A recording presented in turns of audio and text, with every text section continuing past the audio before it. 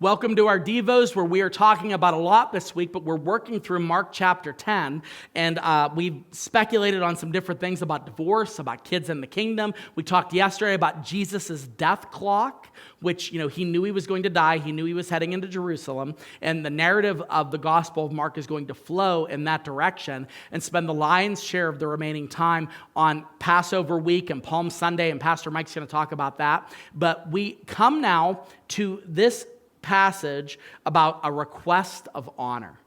The disciples had no shortage of vain arguments. They had disagreements about the fact, like I mentioned yesterday, about Peter denying that Jesus should die. And that's one of those discussions. They had misunderstandings about the treatment of people and the treatment of children. We already talked about that at the beginning of Mark chapter 10. But one thing that comes up repeatedly in their discussions is this desire of a request for honor. They wanted to be esteemed. I mean, come on, think about it. There were thousands of people following Jesus. They were a part of the inner circle. Can you imagine?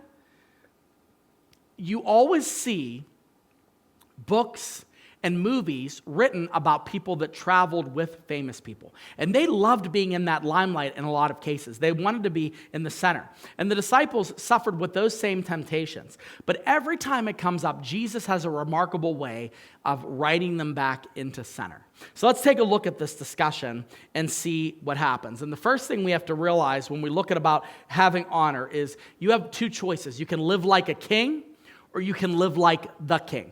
You can live like a king, or you can live like the king. Here's what Jesus says about honor. It says, Jesus called to them and said to them, "You know that those who are considered rulers of the Gentiles lord over them, and their great ones exercise authority over them.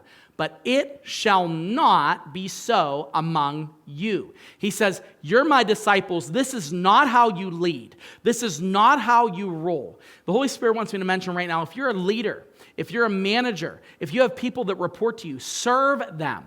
Don't do it because it's the standard operating procedure of your company. Remember, I deal with a ton of secular companies. The best leaders, the most respected cultures have servant leadership, where they're serving the people that are following them. And this is what Jesus says. He goes, it's not going to be the case with you. Whoever would be great among you must be your servant. And whoever would be first among you must be slave of all. For even the Son of Man came not to be served, but to serve, and to give his life as a ransom for many.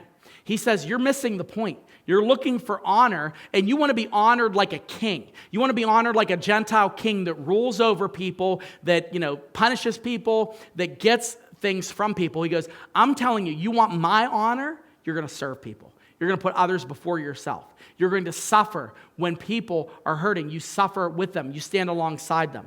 You have to make a choice. Are you going to suffer and are you going to live like a king, where you are the one, you're the center of the show, you're the one, what you say goes, you're the master and the operator of your own life, you're the one that calls the shots?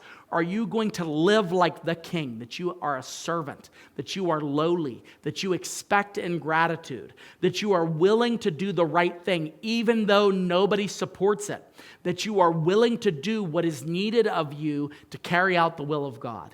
This is Jesus. He was a leader.